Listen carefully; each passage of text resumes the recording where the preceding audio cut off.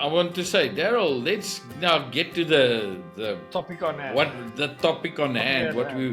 The Papgooiers, everybody. I got everybody listening, waiting for DQ's. Going to show them what to do the weekend at the dam, irrespective of where it is. How do you approach it if you're a normal guy?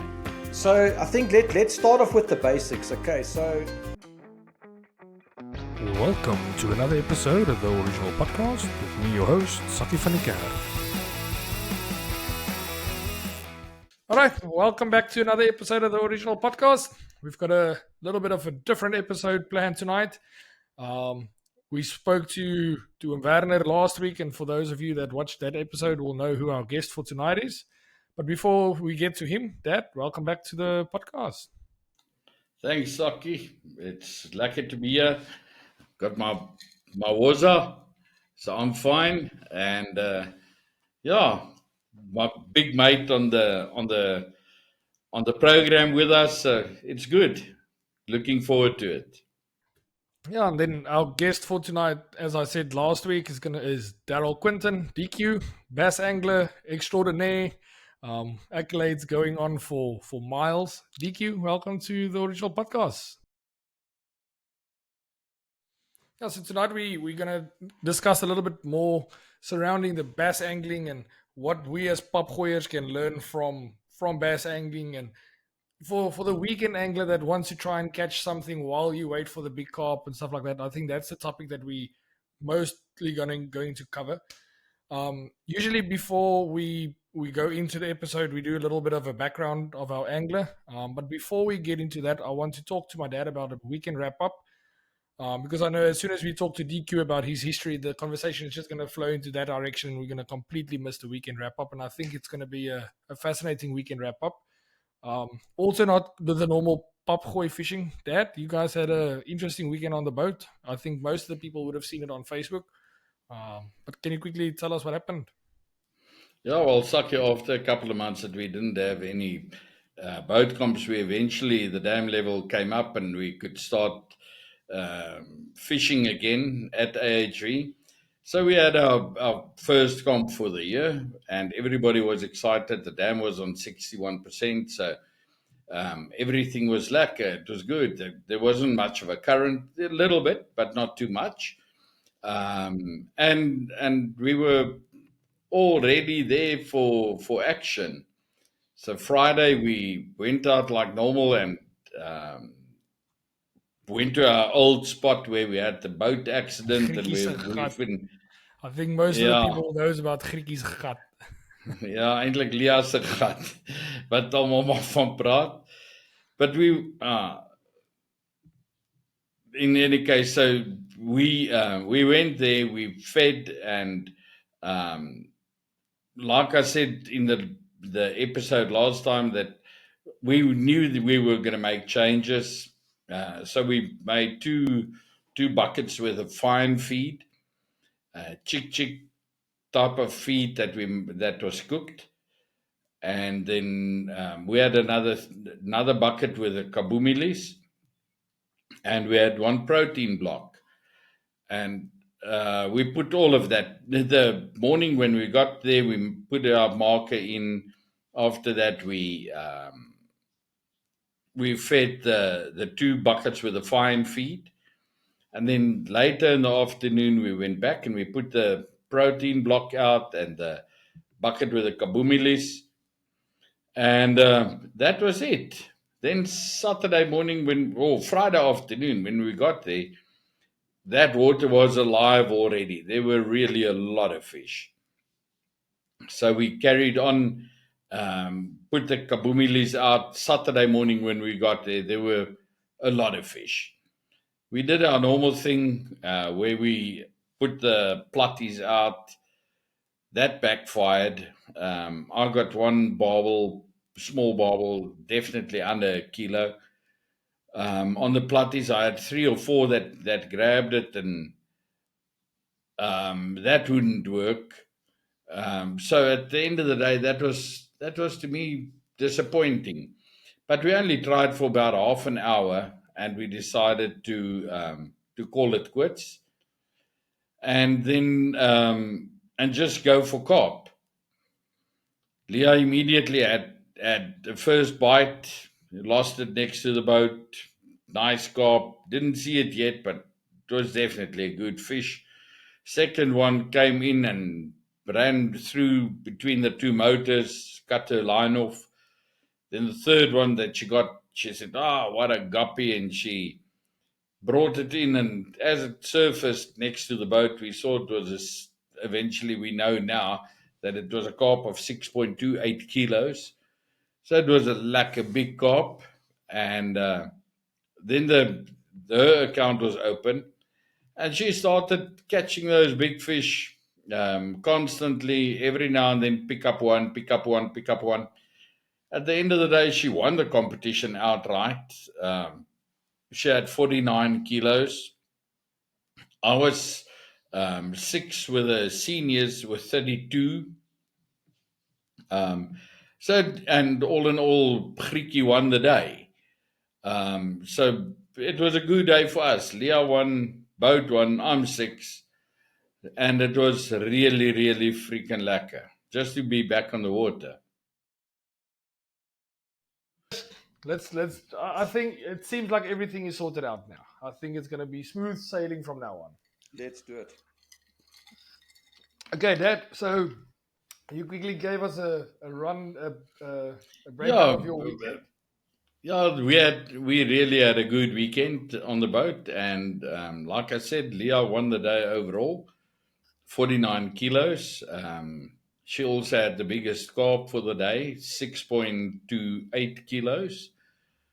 And then I was six with the seniors, and the boat won the day as well. We had an average of, I think it is just a couple of gram under 40 kilos average.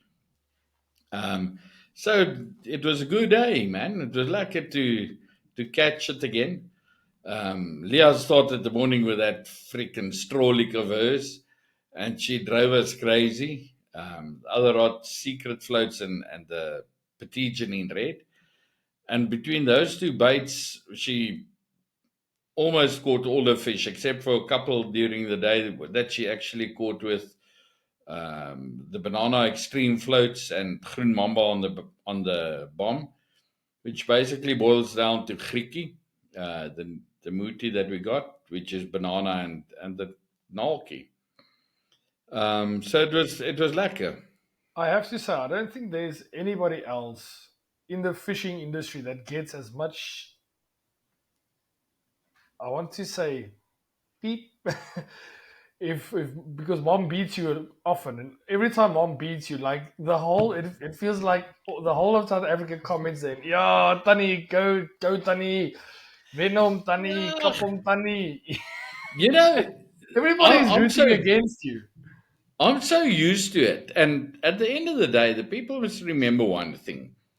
Our main aim is for the boat to do well. It's to us irrespective if she's doing catching more than what I do or I'm catching more than what she's doing. To us, we agreed that we go for the boat. So if the moment when Leah gets a fish, it's easy for me to say, sorry, land your own fish. It will give me a lot more time. But we are there for the boat. So that fish that she's got on the line is to me more important than for me to do something else. So I will always try to help her where once I'm busy, I'd land everything myself unless there's a problem. Um, then she will come over and help me. But even if it's at 15, 16, 17 kilo barbel, I land them myself always. I'm just a lot more comfortable by doing it. Um, so yeah, that's fine. They can laugh at me as long as the boat is there. I'm A for away. I just can't believe, like, when we posted that photo of mom's big carp, and I mean that was in the morning, and everybody was already jumping on. Yeah, Tannie, kapom, kapom. And I was And like, Daryl, hey, I'm sure you must have seen it with the bass as well. Um, we will, Leah will catch a fish, Yeah. and I will say to her, okay, let me quickly take a photo, and I'll take a photo. Then I'll take the same fish, and I'll say to her, okay, take a photo of me with a fish, with her fish. Yes. And then I post both. En they sê, ja oom Barry, jy vang weer kleintjies. Kyk die tannie se grootte. In the meantime, it's exactly the same fish. It's just Leah's bull is a lot smaller than what I am. So the fish looks just like, look how big that fish is, you know. Yeah. And I'm sure it must be the same with you. If a fat guy like me catches a bass, everybody's going to think it's only that big. In the meantime, it's a lot bigger than when a small, skinny person is holding the fish. 100%. And I also just think the fact that Leah's got the fish in her hands just makes it look bigger, and it just makes it more impressive. Yeah. So something Oh, we have no. to deal with that. Oh, well, and just the width of the shoulders compared to the length of the fish, like the whole the perspective is completely different. Yeah, but Saki, you know how many fish you got to catch to get your shoulders wide. Never true, forget that. very, very true. It's a good point. Still working on that. Ach ja, but it was a lekker day out for you guys. We posted a few cool videos. I just saw there was a few guys that was asking for videos of how you do the anchors and stuff like that. I did say to them, like, they asked you this after you already got the anchors out, and it was a competition, so you're not going to have enough time to. But I made a lekker video about it, so where I explained as good as what I can. They can just go onto our Facebook page and watch all of them. There's definitely one where I explained as good as what I could. But we had the episode with Rick van Sail about the light cycle boat. We had that one last year. I think it was also around March.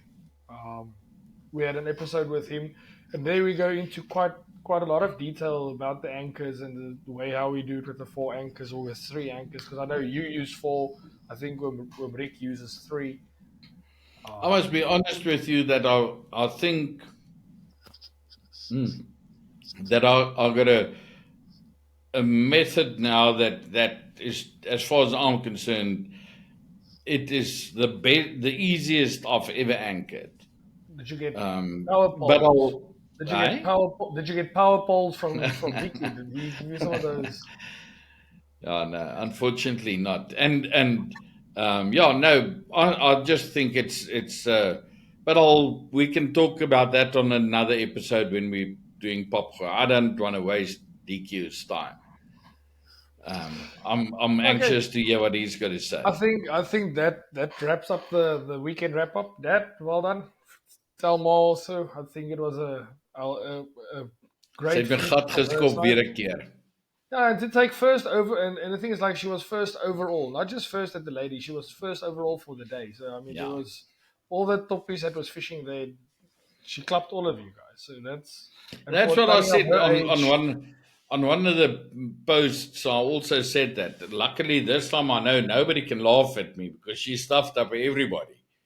Yeah. So nobody can laugh. It's helping me on this side, convincing my wife to say, okay, when I go fishing, she will try it, because if my mom can do it, then she can do it. So that's definitely something that's helping the fight on this side to get the wife with me. So I was just not tell her that because she's so small, you can use her for bait. I just wanted to pose with the fish. I'll give her the fish. She just pose with it, because that's going to look like monsters. Every fish I catch is going to be a monster. But okay, DQ, every time we have a new guest, we do a little bit of a fishing background of where your fishing starts and stuff like that.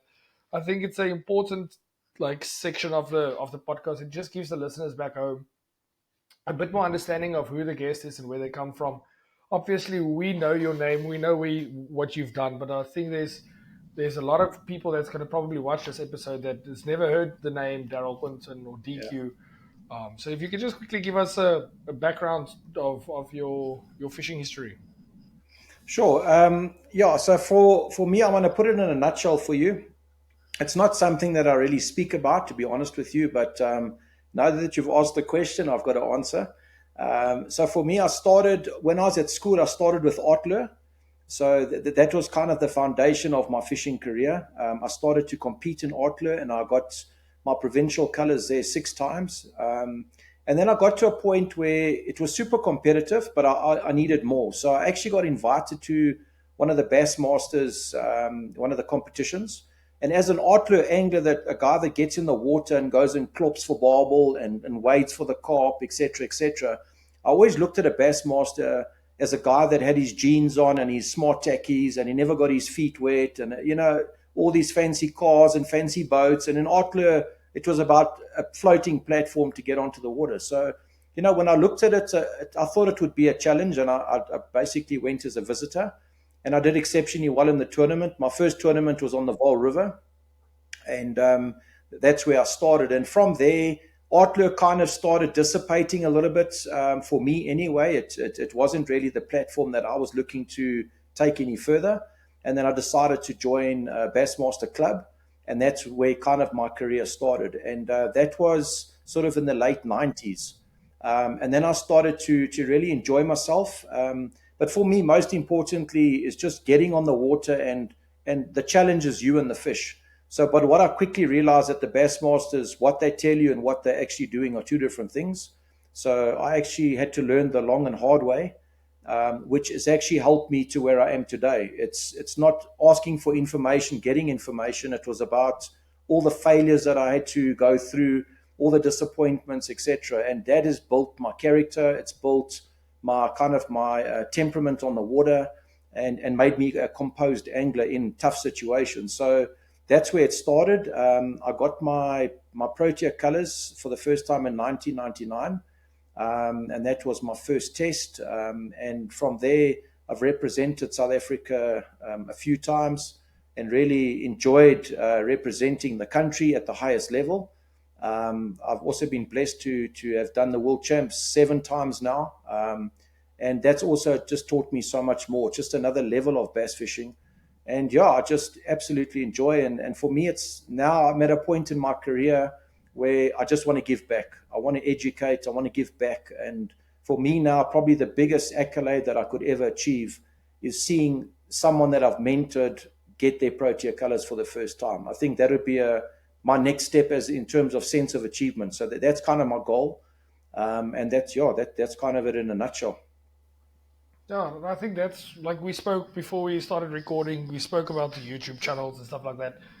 So for the listeners back home, Daryl's also got a YouTube channel that he's predominantly focusing on the educational part of fishing. He said the season coming up, he's going to put the GoPros up, and you are actually going to spend a day fishing on the boat and taking the viewers with you, showing them your way of thinking when you change, what you change to. So it's going to be more just educational, not just entertainment. Absolutely, and I think the guys mustn't forget. And I suppose I talk about all facets of fishing. That you always look at the top guys in all the different facets and all the different sports. But you always if you watch a channel and if you listen to guys, it's always the catching the big fish, and it's very easy to go and do raw footage and edit it so you only see the best footage on that little clip of 10, 15 minutes. But the reality is sometimes you only get the 5 bites, and the rest of the day you puzzling and you're trying to figure out what the bass are looking for, and people don't see that. And then when a guy goes out and tries to catch a bass and it doesn't go the way he wants it to go, he feels that he can't catch a bass, and he's it maybe needs to stop this sport or whatever the case may be. But the reality is every top angler in all facets have to go through the highs and the lows. So for me, it's about appreciating the lows and learning from the lows, which just make the highs a little bit more sweeter. So that's my plan with the YouTube channel, is to educate and just show people in real time a day on the water, or just trying to figure out the fish. It's like you guys as top carp anglers. I mean, it's not that easy. You can't just put a line in the water and catch a big carp. There's a lot of technical aspects that go into it, and a lot of humbling moments in our sport of fishing. And I think that's what people must never forget. Sometimes you got to be humbled to just appreciate the ups and in the sport. That is something that I've also said to a lot of people already. Often you find that the people will watch a specific TV program or YouTube channel or anything, and you just see this guy's into the fish, into the fish, into the fish. And I say to them, listen, bear in mind, they're there for 2-3 days and they make a program for an hour. I mean, or for 20 minutes or whatever the time might be. You can't, it is not that easy. And it's exactly like you are saying, the amount of times that you spend um, waiting for a bite or looking for a bite or waiting for that right bass to come past, that nobody must underestimate. Don't think it is like I can remember when they had the Bassmaster story on, what was it years ago, Saki? ESPN. Remember? ESPN. ESPN. I used to watch it. Yes, like that guy was onto the fish. Yes, like, and I thought, my goodness, I'll be so sucked at the end of the day. And then that's not reality. No. And I think Okay, the it's actually message quite for on- me, sorry? No. Now you go.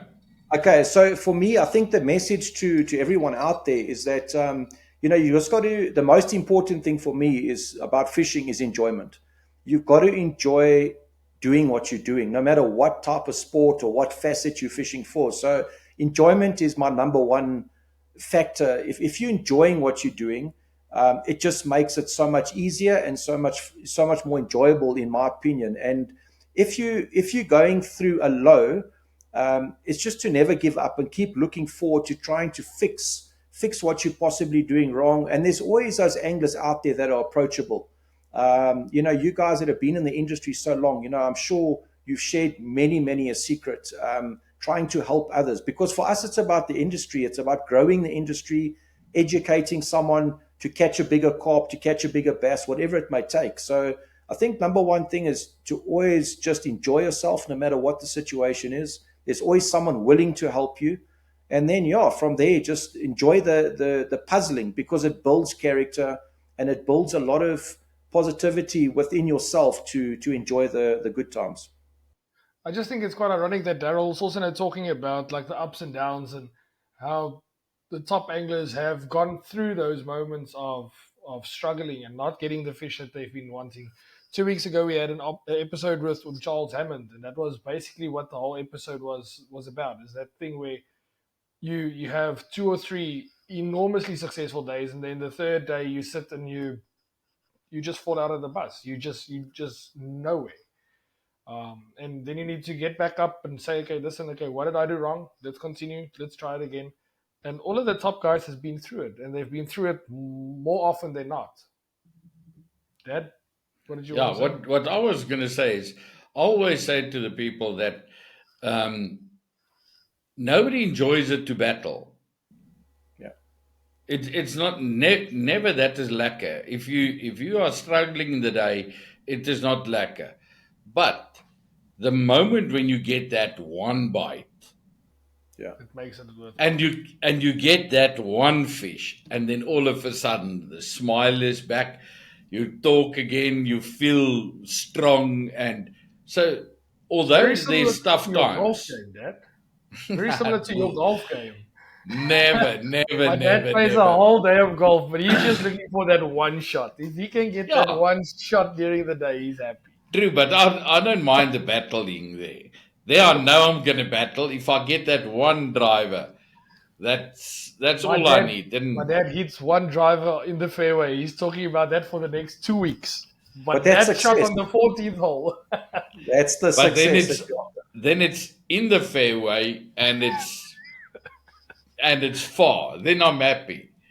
Yeah. If you hit it and you see, there it goes. Oh man, it's a lekker feeling. The best feeling. For me in golf, it's about if I find my ball, it's success. So it's not about where the ball is. For that reason, always claimed that, sorry man, at my age I don't see so lekker, so make sure you got a spotter, and he will find the ball, because If now if my that dad if my I can't dad goes, understand. They say to me, keep your head down. So how the hell must I check the ball?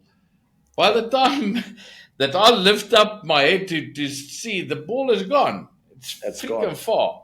Yeah. What must I do? Skills. if my dad But it's also, goes golfing, he's got 2 spotters. So if he loses his ball, there's a big problem. and also for me, if I can just add to that. So also some of my, how can I say, my sweetest moments in bass fishing, tournament fishing, has come from the hardest and most difficult practice sessions. So I go out there for a weekend and I fish hard for 2 solid days.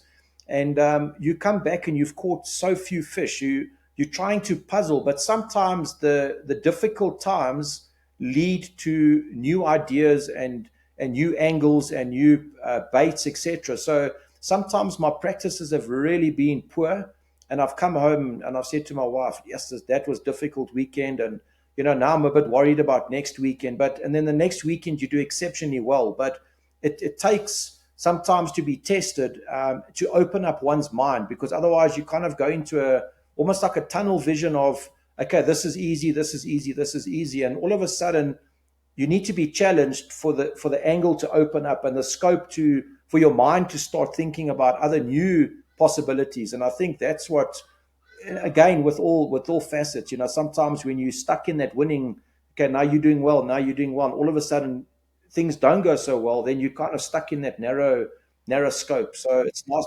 you got to open your mind and just try new things and new ideas. And sometimes that often leads to, like Barry, like you're saying, you just get that one bite that just gives you that hint, and this is the way forward. And from there, the whole thing just opens up for you. My dad always had a saying when I grew up. My dad had a saying, when the going gets tough, the tough gets going. Absolutely. Yeah.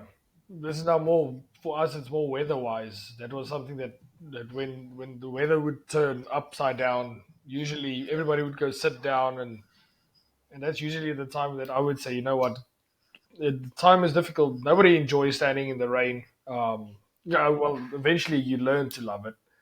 But as a youngster, you don't. Everybody's hiding in the trailers or in the tents or under the umbrella at the back. But as soon as that storm comes in, if you stand there, and I would argue to say that one of my, like you said, one of my fondest memories was in one of those situations where we were fishing at Trichard, and it was pouring rain. Everybody was sitting outside under their trailers, inside their trailers, hiding from the rain. And I had my rain jacket on and I was fishing. It was one of the best memories that I had. The whole bank, left and right, was nobody fishing. I was the only one silly enough to go fish, and I walked the zone. It was a easy day for me, and it was, like I said, it's one of those memories that I will never forget. Yeah, big match temperament. Last year we had a situation where we fished the elite at it's like I can't remember them, irrespective, at Waldam. They just other side where Ranival at the silos, you go in there. But we fished there, and Leah's been saying that for how long now already? If it's bad weather, she's going to sit in the car. She's not going to fish and nothing.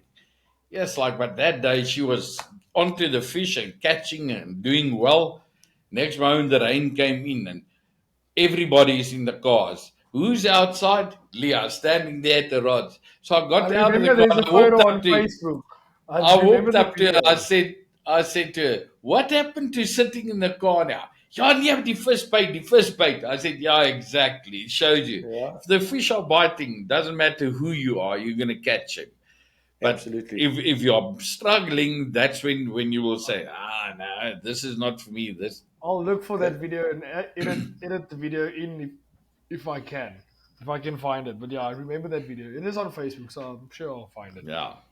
Good lessons. Yeah. Okay, that I want to say, Daryl, let's now get to the topic on hand. what the topic on hand. the Papgooiers, everybody, everybody listening, waiting for DQ is going to show them what to do the weekend at the dam, irrespective of where it is. How do you approach it if you're a normal guy? Now you've got to go 40 years back for you, because that's a level that of tackle and everything that the normal Papgooi guy has got. He's got 2 or 3 or 5 or 10 lures in his box. Yeah. Now he's going to the dam, and after tonight he wants to go to his shop, buy 1 or 2 new things, and then he wants to catch a bass. What must I do? What must I buy? What must I look for? What, Okay. where, when, how?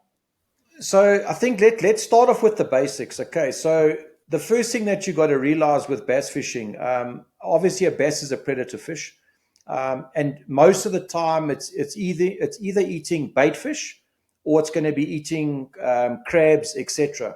So, and frogs. Sometimes there's frogs in the dam, or whatever the case may be. So you've got a couple of scenarios, but the easiest way for me to give good, clean advice is that just remember that a bass eats other fish, it eats crabs, it eats things that are possibly fallen into the water, flying ants, frogs, whatever it may be. So the first point of call would be wherever you try fish for bass. Bass typically are ambush fish, so you will find them wherever there's a bit of grass, reeds, whether there's a tree or anything like that. It's a lazy fish. It doesn't like to always necessarily follow bait fish or hunt bait fish. Where there's no other option, that's what they'll do.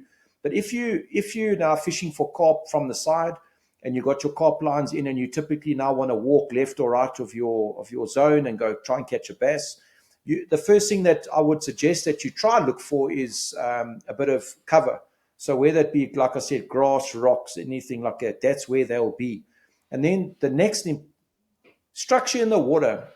But sometimes you get to a venue where I'm sure there's no structure in the water, but just know that the bass are still predatory. They're still going to hunt down those banks. And I also think that I know that some of my really good spots on the venues that I fish is in between the Papgooiers. So where you guys have got your lines out, I just respectfully ask, would they mind if I come in quietly with my trolling motor? And especially if there's a gap, sometimes there's a guy that's sort of on a peg, and there's a bit of reeds where they can't fish, and then there's another guy on another peg. So I just ask them, can I please come between them? And remember, you guys are putting millibomb in the water the whole time. You guys have got bait, which naturally brings the smaller carp, the smaller barbel, and all the bait fish will come and feed on your baits. And that's where the bass will often be. So, for example, I think there's a dam on the way to Potch, there's a clip drift. That's got a lot of big bass in, and it's because of that. So I think the bait fish are pretty dominant in the dam, small carp or whatever is in the dam, and those bass are feeding on that. So the first thing that you want to do is imitate what they're feeding on. So if it's a nice a nice bright day, a nice shiny spinner bait that resembles a bait fish will work very well. It's relatively weedless. And I think a lot of guys fishing from the side are always nervous to lose a high-end lure like a Rapala or something like that. It's, money is not just floating around these days. So like for a guy to go and throw a 400 Rand lure into the water to possibly get stuck on a tree or a rock, the guys they shy away from it. So fishing a spinnerbait is relatively weedless. Fishing a topwater frog is weedless. And then, of course, you can fish with like a weightless Senko from Gary Yamamoto. That they offer a very, very premium product in the sense of it's heavy. You got like a little D-shad from Yamamoto, which resembles a bait fish. And then, obviously, like some of the better price points is from like McCarthy's. They've got a great, like a little fluke. They call it like a little fluke. Same thing. They've got frogs. There's a whole variety of baits that one can fish with that doesn't cost an arm and a leg. So that's the all first thing plastics. That's all plastics. That's all plastics. So McCarthy's, Gary Yamamoto, they all plastic baits and are very, very effective. So of course now you can You can fish them several ways. The most important way is weightless, because it's the most natural way of presenting that bait. So if you throw a weightless fluke into the water, or a senko for that matter, it's got a very slow fall, so that thing shimmies down and it looks like a wounded baitfish, which just makes it a little bit easier and more like susceptible for that bass to see, okay, there's an injured fish, it'll go eat it. So you'll cast that fluke next to the weed bed, next to the tree or the reeds, and then you'd basically allow the bait to fall naturally. And then often that's probably 60 to 70%, that's when you're going to get bit, is when that thing is on the fall. So, guys, also, a lot of guys have gone to braid, which is great, but it's not always, it's got no stretch. And it's also highly visible for me. So fluorocarbon would be the best way to fish these baits from the shore. But that's pricey. Like it's pricey. For the weekend angler must know that a fluorocarbon that's expensive. Would you recommend like a fluorocarbon, like a leader rather than the whole thing? You can, I think, yeah. So I think we've got to bear in mind that we are basically, we're trying to almost have like educate those guys that don't want to go and spend on this high end budget. So fluorocarbon would be the premium way to handle it. And I've also caught a lot of fish on monofilament for that matter. So if you use like an Ultimate X, like a high abrasion line, it's going to do you well. I mean, it's one of my secrets, which I'll gladly share on this channel. There's on the Vol Dam for many, many years. Everyone goes with fluorocarbon, and Vol Dam, those rocks, that shale is very abrasive. So fluorocarbon, as you know, as soon as it's got a small nick in it, it loses it completely. Your breaking strain is compromised. Whereas monofilament is a little bit more forgiving in the situation, and you tend to lose less fish with a high abrasion coating and a little bit more stretch. So one of my big secrets on the Vol Dam for many years was that I was using a monofilament line instead of fluorocarbon. And I would come back to the weigh station and I'd hear 1,000 war stories about anglers that basically made a cast, they hooked a big fish and the fish broke their line. And I just sat there quietly and I adjusted. I put on the extreme abrasion line and I got the same bites because the water is dirty. So clarity and visibility means nothing. But what it gave me the advantage of, I had a little bit more forgiveness in the line, which enabled me to wrestle those bigger fish without being compromised with like a fluorocarbon being nicked. So I would fish with a monofilament. I don't see, fluorocarbon's great and more sensitive, but monofilament will do the job. You know what I'm saying? So especially that's what for somebody that's like, I think for most of the audience here, where it's a weekend. Who said it was weekend warriors? That it's a weekend warrior that just wants to like. I'm talking about like myself as well. I'm not going to spend the money for fluorocarbon. I've got my bait casters there on top. I'm not going to fill my bait caster now with fluorocarbon. That's just I feel that's I'm not going to unless you know it works. I don't, but I think it's like I don't think it's going to justify the price for me now. Yes. Well, at the end of the day, I'd say we must also remember there's a lot of weekend anglers that will gladly pay that.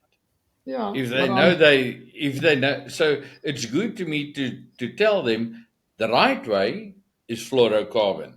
Yes. Normally. Yes. But it can still work with mono. Vol Dam, not. But you can also get away with monofilament or with braid or whatever.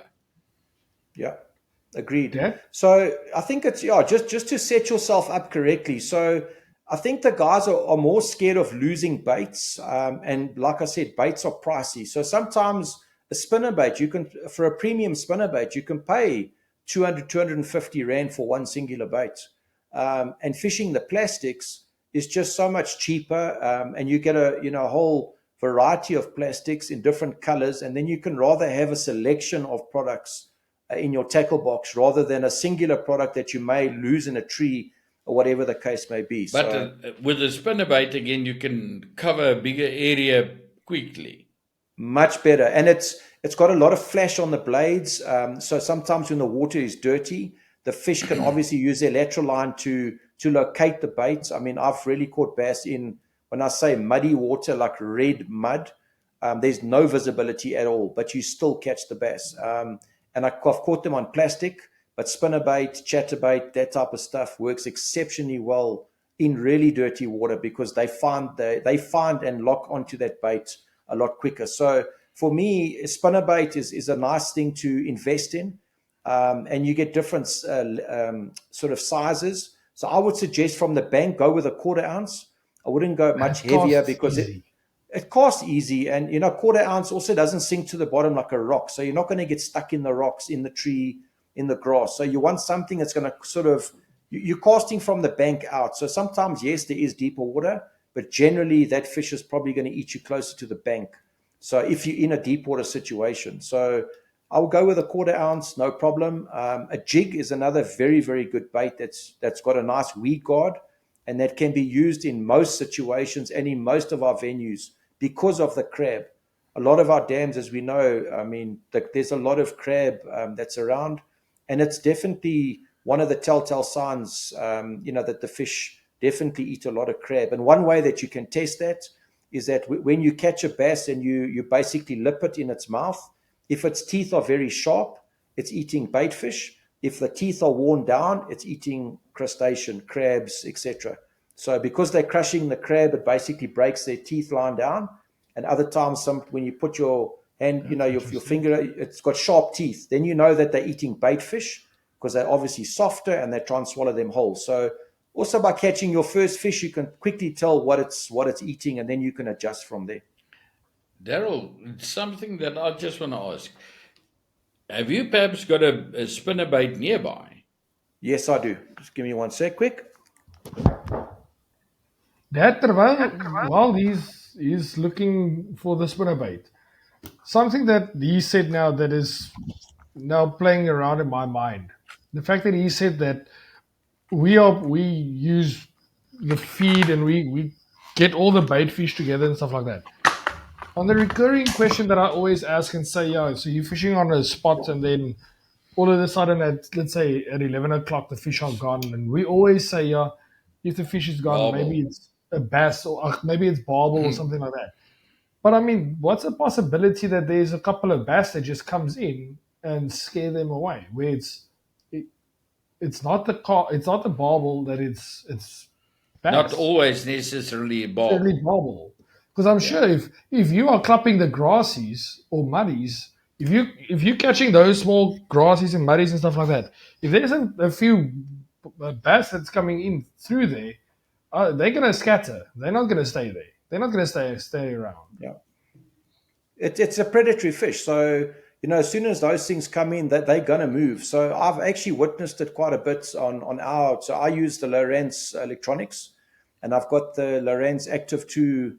It's a live target, active target, and what that does, it forward facing sonar. Yeah. So I also use it as a tool to find weed lines and that. I don't necessarily use it as a tool to watch the fish eat my bait. I'm not at that point where I enjoy doing that at this point. So for me, it's a tool finding the structure, the weed lines, etc. But I've actually seen schools of big bait fish, like big bait balls, and then you see the bass come in, and literally the bait ball will disperse as that fish comes in to eat. So the same thing will happen. So if you guys are catching your smaller, your grassies or your carp, whatever, and those bass normally hunt in, I call them wolf packs. And that's always like what we're looking for. We're looking for a wolf pack of big fish. And that's generally where you'll catch a big bag of fish quite quickly, if you can find that feeding wolf pack of fish. And like you say, you guys are catching your smaller fish like trying to push, keep your tempo going. And that predatory school comes in, it's definitely going to chase it away. There's your spinnerbait. So, cool. So there's your spinnerbait. Typical spinnerbait. This is a white and chartreuse color. And then this has got a double willow leaf. So if I can do it like that, maybe it's going to be better to see. No. But this is on your jacket. Keep your jacket behind it. There we go. Can you see it like that? Drop drop a little bit, Like a that. little bit. Yeah, there we start going. Yeah. Okay, Cool. but we see what you're talking about. Yeah. Oh, So no, that's your hand breaks it. takes it away. Then you can't see the wire. Okay. Take it here to your shoulder. There, like that. That's it. Okay. There's it. Yeah. So basically, it's got your skirt, and then it's got your blades, and then it's got your different thickness wires. So this is a very good option. I just want there's a lot of people that doesn't know all the names. So if we're talking about spinnerbait and they go into a shop, some of them might be shy to ask for a spinnerbait. Yeah. But now they know exactly what to look for. 100%. Good. But that, and then further you'd say stuff like the plastics. And if we talk plastics, people, it's definitely more the plastic worms, the flukes, and all those. You get those. You can see behind Daryl there on the wall. His bags are hanging with all the different sizes and different colors and different shapes, everything. So there's a massive variety of that available on the market, and a person can definitely get that, and you will get fish. Yeah. And another important thing to also notice that if you want to do like kind of 70 to 80% of your fishing, I would advise that you choose like a darker color. So like a green pumpkin, which is like a dark brown, and then you'd get like a June bug, which is like a dark purple. And then probably one of the best colors that you can purchase would be the plain simple black. So, black is obviously it's a contrast color in dirty water, clean water, whatever it may be. And if you think about it, going back to the bait fish situation in the dam, one of the things that bass definitely eat a lot of is small barbel. And it's amazing how even like a little muddy or something like that's got a bit of shine in that, it still takes in dirty water, it still changes color. So we take it out of the water and he's a shiny little fish, etc. But in the water itself, in dirty water, it just takes on a different coloring in the water. So black is, if I had to choose one color to do most of the fishing, would be a plain simple black bait would be a very, very good choice.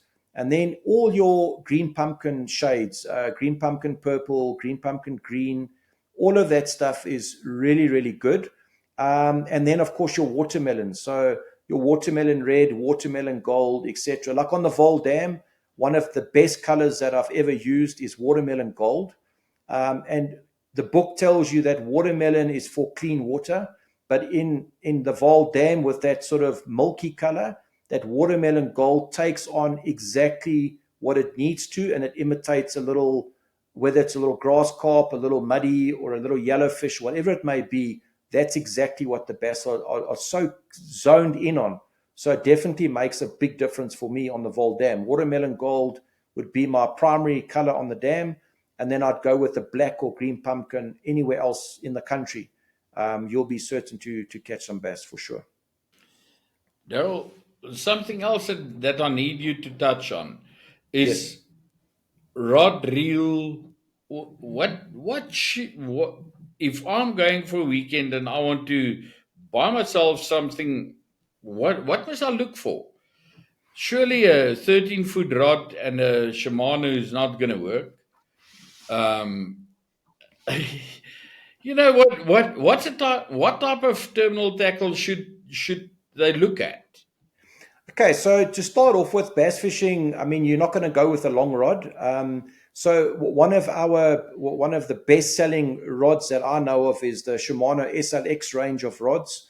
It's really affordable. A lot of people, you can obviously get the spinning version and you get the bait casting version. So there are two different variations that one can explore. But I think for most part, guys get scared of a bait caster because they don't want to get it overwound. And like we mentioned, line is expensive. So it's very easy to put line on the reel and get it overwind. I think frustration sets in. And of course, every single time that you've now got a stripper overwind out, you actually compromise the line. So with the line crisscrossing and getting bent, you've got to pull it, and then you will damage the line. And this is one of the biggest things that people shy away from. So if I had to just go and give guys advice on just to catch a bass off the side, I would definitely recommend a spinning rod to start off with, and possibly put, if you don't want to spend big money, you can put like a Sienna on it, a Sedona. The technology in these Shimano reels these days, for me, it just carries so much weight. So you're not paying a lot of money, but you're getting a lot of technology. They've got what they call their push down technology. So what happens is, as the reels get, the high end gets made better and better, they bring the technology down to the lower end. So over the years, you actually get a high end reel at a low point, at a low price point. Like that Sienna that you've got there is an exceptional reel, and it is bulletproof. I mean, I know guys that fish in the rock and surf with those reels, and they just don't give any hassles, and it's affordable. So that Sienna reel on a Sienna rod or a SLX or anything like that, I think you can get away with a good price point, and something that's going to be functional. I think that's the most important. I can't wait to actually catch a fish with this reel. Oh. I've had it for almost 2 years now. I've never had the opportunity to go actually catch something with it. Well, you bring it with, and we'll go catch one together. That's like the plan. Daryl, tell me, rod-wise, what's the length of a rod? Barry, I'd go, for me, to make it easier, go with a 6'6" or a 7 foot. I think those are the for me the most versatile rods that one can have. You don't want to have a rod too long, because you're ultimately casting at a target, perhaps like at a tree, at some reeds or some grass. So you want something more to flick with and make precision casts. That's very important. Sometimes, like I said earlier in the program, a bass for me is not sometimes they chase, but generally they're ambushing. So your precision casts have got to be on target. So if you find a weed bed, you want to put the cast on the edge of the weed bed. That's generally where that fish will be sitting. He's sitting in the canopy and he's looking out. And the way I can explain it is like, if you're looking in your house and you're inside your lounge and you're looking outside, and let's say it's dark in your house and you're looking outside into the garden, you can see what's in the garden. As soon as the lights are on, your visibility looking into the garden is not quite the same. So the bass is exactly the same. He sits in the weed bed next to the tree, and having a little 6'6" or a 7 foot rod enables you to make that accurate cast. And then it just gives you a better success rate. If you cast onto a spot right next to the weed bed and you put it down, you bring it in and there's nothing.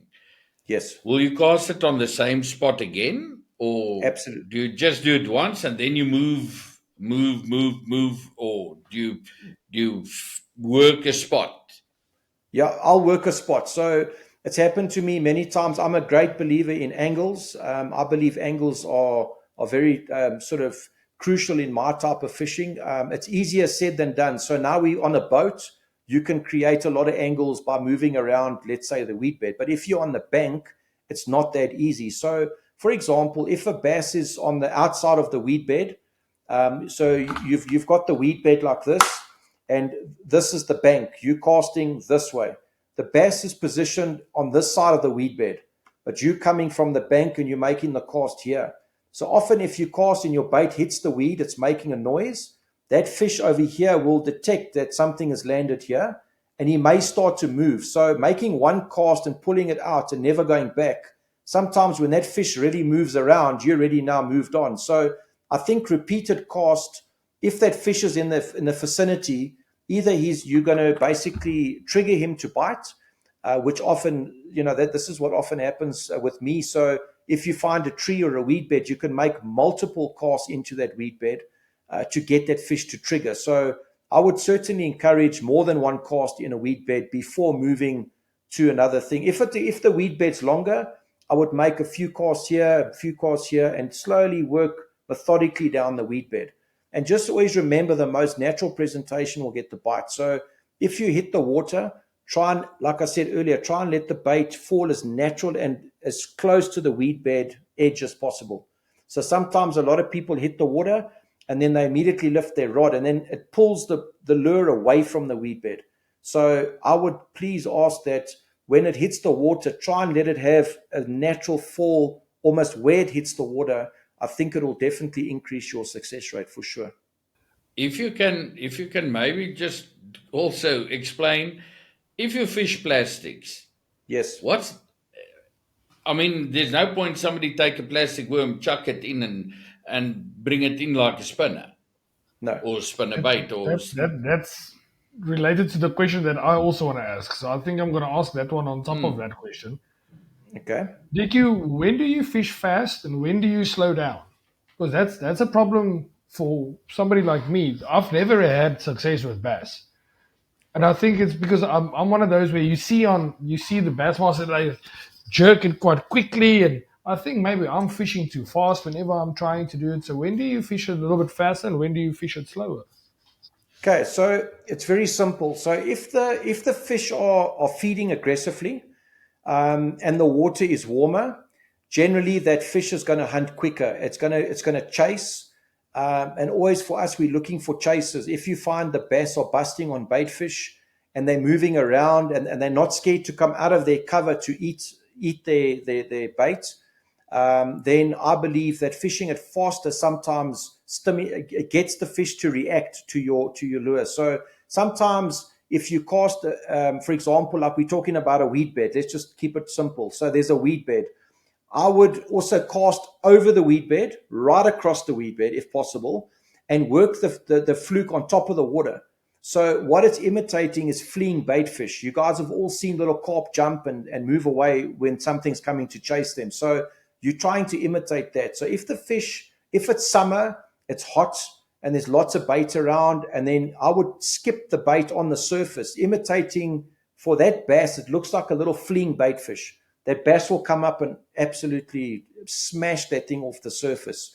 Then, so that'd be when I'd be fishing fast. I'd be fishing fast, trying to get a reaction. If you slow down, it will generally come when the water is cooler. If there's a cold front that's possibly pushed in with the barometric pressure that changes, sometimes those bass they're there, but they don't want to eat. Then fishing it slower sometimes just gives him a little bit more in his face to entice him to getting him to bite. So wintertime, like we said earlier, some of my favorite times to catch fish because of the challenge, number one. And then number two, you've got to slow down and basically tweak your skills by slowing down. But then there's certain baits that just trigger better than others. So one bait, when it's really cold, the fishing's really not on, the barometric pressure's at its worst.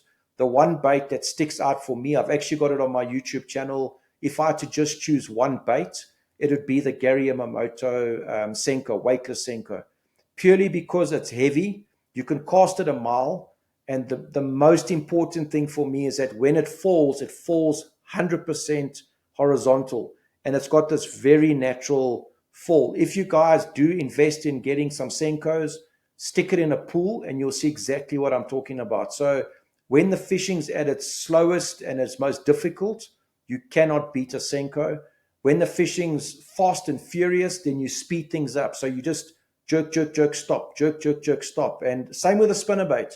You can slow roll a spinnerbait when the fishing is difficult. You can really like tick it along the rocks and must go bump, bump, bump. And you got to make contact with the cover that you're fishing. And there's other times where they don't want it on the bottom. They want it fast. So it looks like bait fish going through the water. And that lets him come out and eat the bait at a faster pace. So simple. I think it's more temperature related for me and what they're feeding on. And sometimes you got to just look for the telltale signs. Then I have to say, like a lot of the stuff that he's saying now, I think there's definitely a correlation with, obviously he's fishing for predator fish, whereas we fish for filter feeders or like for carp and stuff like that. But the thing is, like, I think if it's in the right area in the water column, it's all about the presentation. It all comes down to your presentation. If your presentation is on point, the fish will eat it.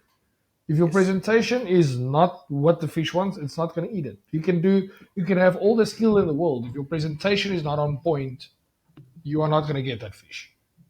100%. And I think the easiest way to also, if you think about a fly fisherman, a guy that's presenting a dry fly to a big trout, if your landing is not perfect and it doesn't look like an insect has literally fallen out of the air and dropped onto the water, and I mean, let's say it's a little mayfly, whatever it may be, it's such a subtle drop. It's not a rock dropping into the water. So if your cast is not on point, that trout, it's not natural. That thing landing on the surface is not natural. If that fly just lands like butter and that little dry fly sits on the surface, the trout will look up and see that is natural. It'll come and eat it. Same with the bass. If the cast is perfect, sometimes the guys use big sinkers and it hits the water and it's not natural. The bass, they know that it's not natural. And the same with the carp. I suppose your presentation's not right and your baits are not presented correctly on your hooks. That carp's going to swim up. It's not going to look like it's what it's naturally feeding on. And I think it goes for all facets. It's definitely, correlation between all of it. It's how you present your bait, and your bait must be straight. For me, rigging a bait is so important. Most of the baits, because of the molding side of it, there's a definitive line on the bait, so you can see where the middle, there's a spine. So when you put your hook through the front and you're rigging your bait, try and when you come out the other end, make sure you put your point on the spine so that you know that that's going to be straight. Because when you're winding it in, another thing that if your bait's not straight, you're going to get line twist, and then frustration sets in, and then that thing's not falling like it should do. And when you twitching it, it's rolling. It's not looking like a natural bait fish. So very sharp movements will be created by a very well-rigged bait. And if your bait's not rigged well, you're going to get spiraling. The thing's going to turn around, which again doesn't look like a little yellow fish that's just turning in circles coming from the circus. So it's got to be right. Daryl, next question that I got to ask you. If you're fishing plastics and you're fishing slow, when do you strike? Okay, so that's when he sees it on his forward-facing sonar, Dad. No.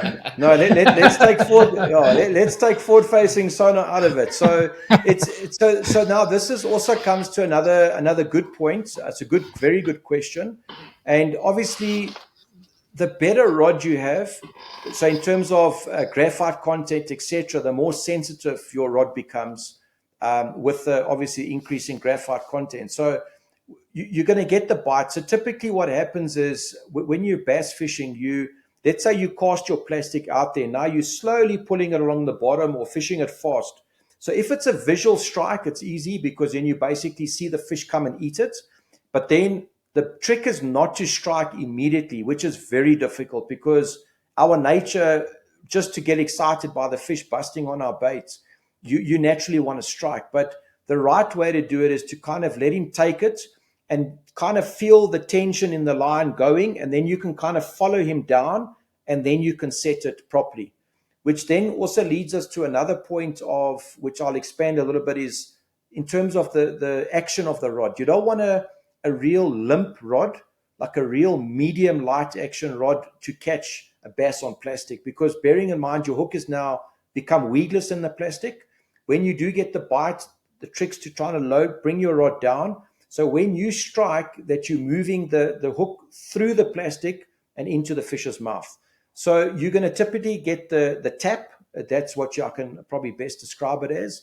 And that's basically what a bass will do. It will come up to the bait and it will suck the bait into its mouth. Okay. When it sucks it in, it hits the back of the crushes at the back of the mouth. And that's kind of when you just get that tick, like you'll get the tick. Then you've got to feel the fish will generally hold onto the plastic because it feels natural. And then the fish will start to load. So your fish, you can feel the weight of the fish. And that's when you can wind down and then give it your best shot to make sure that you bury the hook or get the hook out of the bait first and then obviously into its mouth. Then another thing solid strike. A good solid strike, but again, all relative to the line that you're using.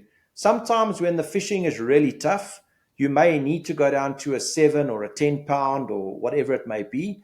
And if the fishing's like in dirtier water, you get away with a 14, 18, 20-pound line, no problem. So if you've got big line, you can really set the hook on it. If you've got skinny line, obviously you're using generally lighter hooks. That's another thing that I can tell you is that when you're using a plastic, I don't use extra thick gauge hooks unless I'm in a tree or I'm doing like that type of fishing where I know that the big line, the hook can accommodate the strike. If you're fishing off the side, you don't have to always go with a thick gauge hook. You can go with a thinner gauge, which it just enables you to set the hook a lot easier on the bass. But bearing in mind, like I've said it to many guys before, is that also the thinner the hook, the more it actually tears the bass's mouth. So when you hook him in the top part of the lip, sometimes it tears the actual the lip itself, the skin.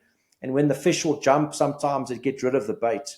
So I always just say, how do you cut cheese? You cut it with a thin wire, a cheese cutter, whatever the case may be. So if you can get away with like a medium gauge hook, so that when you do strike, you kind of get it through the flesh and it makes a clean hole rather than opening up the actual skin itself. So, but generally, if you're using like a 2.0 in like a little 4-inch bait or like a speed crawl or something like that is more than sufficient. If you're using a super fluke, you can go up to a 3.0. And if you're using like a 5-inch Senko, you can use a 3.0. But I would say from the bank, I would go with either 2.0 or a 3.0, just all relative to the size bait that you're presenting to the fish. But don't oversize your hook. I see a lot of guys fishing off the bank and off the boats. They use one, let's say a 3 or a 4 hook, and they change their bait, but they don't change their hook. Again, Saki, it comes down to presentation. What looks the most natural? If you're using a little 4-inch bait, then use a smaller hook to make it look natural. Don't use a big hook in a small bait. It doesn't look natural. Okay, Daryl, I see that was very interesting, but the time is catching us a bit because we also did some recording earlier. So I want to ask one more question for the members. DQ, so this is a session where I'm going to ask you a question, but I'm going to cut it out just for the members, just so they can have a little bit of an added benefit.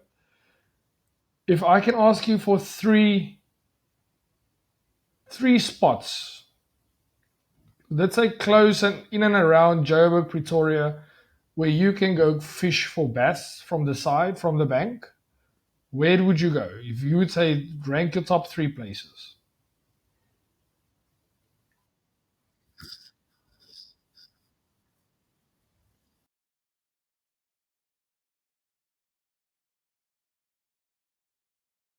Yeah. But I think that's also, going back to like the questions and anything that, that needs to be answered afterwards. I think that's also my dream with the YouTube channel is to give basic information on how to catch fish, because the guys that are super competitive, that's not the target market for me. No. For me, that's not my target market at all. So I've been blessed in my fishing, and for me, it's just about giving back now to the guy that wants to catch a bass. And I'm open to, to any of, like, if you guys have got, guys that have got questions on the channel, to please, just direct them through me, and I'll be absolutely glad to pass on everything that I can to help the guys catch bass wherever they go. So that's kind of the deal. I spoke to one of the guys this afternoon, Danny Besaidnout, and he said to me that the amount of bass tackle that he's got between him and his son is freaking unreal, and they can't catch a bass. And I said to him, well, don't you worry. So tonight. Watch a podcast next week, Wednesday, and more than likely we'll help you on the right and absolutely. And if there's any other questions that we've missed on tonight or anything like that, I mean, please, those guys must feel free to ask. I think the whole thing, the guys are in the competitive circles always tend to believe that the more competitive you are, the less you give. And I think, we're just in a position now where we need to teach and educate others to catch fish, because, we actually, in our industry, we're not trying to sell something. We're actually trying to sell a lifestyle. So catching that fish and taking that photograph and seeing that the smile on that person's face holding a bass or a carp, whatever it may be, or that kid, that is priceless. And I think that's all our objectives, is to grow the industry. What you guys are doing on this podcast is absolutely awesome. I mean, just to give real life feedback from all the anglers across the country is amazing. And I'd like to applaud you for this. I mean, you guys are doing something for the industry, and ultimately you're doing something to encourage someone to catch a fish, to make it better for everybody, and get that ultimate picture, with a big smile on their face. So it's an awesome platform. Like you said, for us, it's not about selling something. It's to hopefully improve the sport as a whole. Not just Papgooi, but Papgooi is obviously where we put most of our focus, but fishing in general. We spoke about it with Werner as well, where we said that we want to talk to people that like fishing.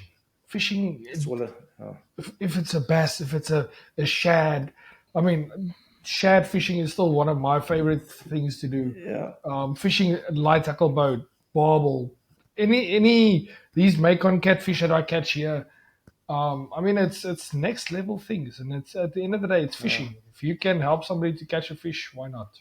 And that's why we. But that's actually the bigger picture, and I think guys tend to forget about it. It's for us. For all of us, it's about just helping someone catch a fish and just experiencing what we've had the privilege to experience. So, yeah, it's always awesome to be on the water, and like you say, there's lots of highs and lots of lows in any of our sports.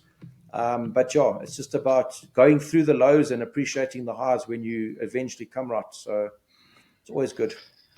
I'll say that I've caught a lot of fish in my life, and a lot of species and everything. And then when I got last year September, when we were there in Vietnam, and I caught that first Siamese carp, or whatever they want to call it, and that Macon catfish, I was over the moon just to feel that power of that fish in this little pond, and just like, man, it just made me fall in love with fishing all over again. Yeah. Another thing that I just want to quickly ask you, how do you rank a dam like Bronkies? Bronkies is good. I think our biggest problem in most of our dams around Johannesburg, let's call it, I think we're under a lot of pressure with pollution. Bronkies in its day, and even if you take all the last couple of years, Bronkies has always produced some big fish. So I know of several high 4s and even 5 kilo fish that have come out of Bronkies. And, I just think it's sad that the pollution has unfortunately crept into the system itself, which puts the bait fish under pressure. You got the water hyacinth, but Bronkies as a whole is a healthy piece of water. And sometimes you got to overlook, there's water hyacinth in there, which a lot of people don't like. But I also think it's protecting our waters to a certain degree. But Bronkies, I like it. The only sad part about it is on a weekend, it gets very testing in the sense of boat traffic becomes an issue. But on Bronkies, just as a matter of fact, you're very choppy. But one of probably my most productive pieces of water or sections of water on Broncospruit is actually I think it's the nature reserve side where all the carp anglers sit. That is probably one of my best pieces of water as a whole, because there's so much bass on that stretch of water. So Broncospruit's actually another very good one in terms of bank angling. Like you go into that com there, that makes a big com.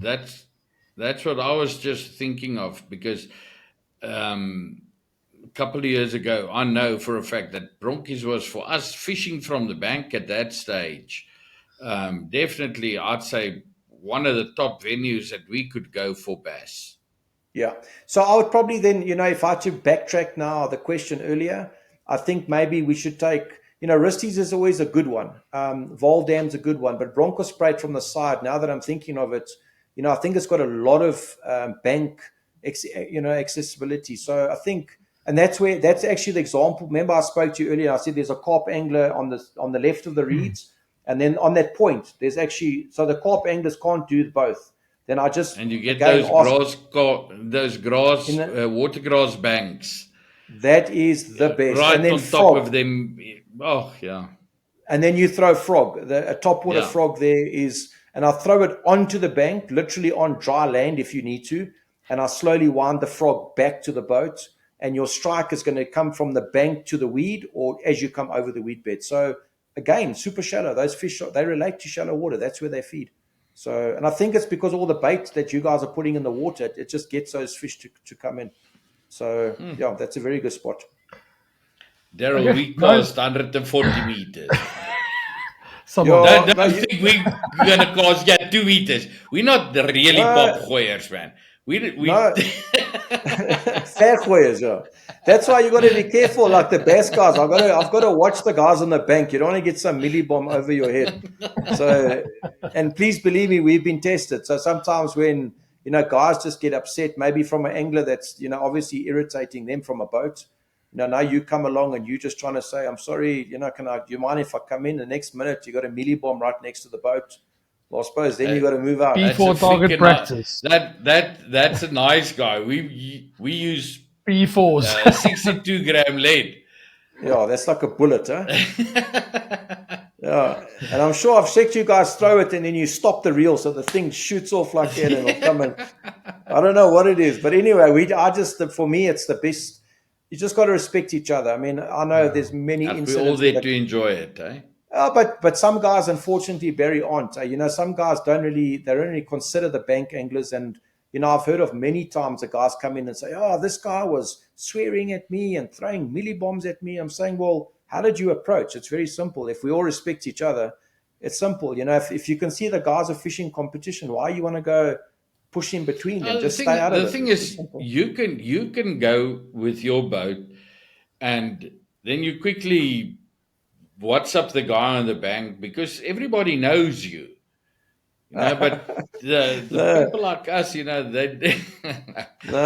I wish it was like that. But slowly, I'll get there. The time is really not on our side now. We're on an hour and 20 minutes already, so I think we should wrap this one up. I think there's definitely another episode waiting for us. So for the listeners at home, if you enjoyed this, please in the comments down below, let us know if this is something that you want to continue. Obviously, I'm pretty sure we can twist DQ's arm again to come back on the podcast. So if you have any questions, you are more than welcome to ask it in the comments. I can send him an email, pop him a message, or I'll send his details through to you, and you can ask him directly. But DQ, thanks. We've been talking about this for a while now, and I'm glad that it finally, your Japan trip has finally come to an end. You are finally back home, and we could finally get this podcast done. So thank you for all the information. I'm looking at your YouTube channel here on the side on this screen of mine, and it's giving me ideas for the South Africa trip. But I'll talk to the wife. But I think this is something that we might have to try and work out. But thanks for all the information that you gave us. I really appreciate it. It's a pleasure, and thanks so much for having me. It's been, for me, it's such a privilege to be part of the show. And like I said, we've come such a long way together, and just to be able to share this type of information on this platform is really awesome. So thank you for the opportunity, and thanks for everything. And then I just want to thank you. I'm just glad that the technical difficulties was only in the beginning. It was actually quite a smooth episode here at the end. As you can get. We had a couple of hiccups in the beginning of the episode, but luckily I think it all came back together. So thank you on your side. I really appreciate it. And then on to the next one next week. Thanks a lot, Saki. Yes, we're looking forward to it. We've got a bit of off weekend, so we're not fishing at all this weekend. And I want to just say to everybody, if you find DQ at the dam, please ask him for his signature. He loves it. He puts it nicely on your shoulder. You'd never wash that shirt again, and you go and you catch bass forever. So for those people finding him at the dam, remember, signature first, then you talk. Okay, well, that's very humbling. So now I've got to go one step ahead, and I'll say, if you come and just say hello, don't worry about the signature. If you just come and say hello, I will go into my hatch and I'll give you a packet of worms on the house. So that's the deal. I'm going to come It's and say like, hello I every thought it's time I going to be a see you. Shimano hat or something. No, I'll give you a packet of lures. Okay, guys, but Thanks a million. if you've listened till now, I want to thank you guys, and then we'll see you next week, Wednesday, same time, same place. Cheers.